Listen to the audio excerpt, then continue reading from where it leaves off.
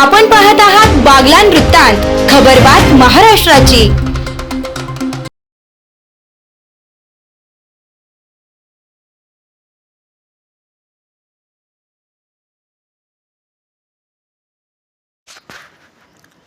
हरिनामाच्या जयघोषात देवळा तालुक्यातील पायी दिंड्या त्र्यंबकेश्वरकडे मार्गस्थ।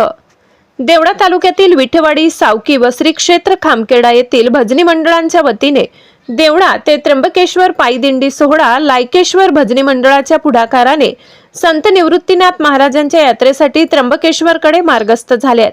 या पायी दिंडीत खामखेडा येथील लायकेश्वर भजनी मंडळ, सावकी भजनी मंडळ, विठेवाडी भजनी मंडळ या भजनी मंडळांनी सहभाग घेतलाय। या पायी दिंडीत आचार्य, कीर्तनकार, मृदंगाचार्य, विणेकरी, वारकरी संप्रदायातील वारकरी मंडळी या पायी दिंडीत सहभागी झाले आहेत। श्री क्षेत्र खामखेडा ते त्र्यंबकेश्वर पायी दिंडीचे 20वे वर्ष आहे।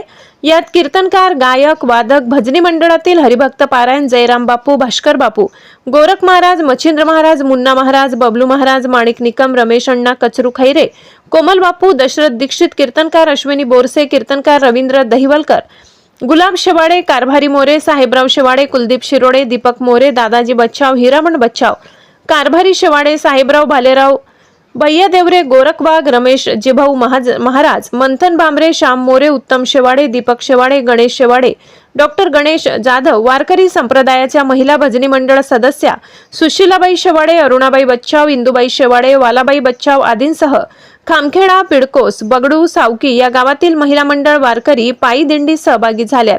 बागलाण वृत्तांतसाठी सहसंपादक विनायक इनामदार।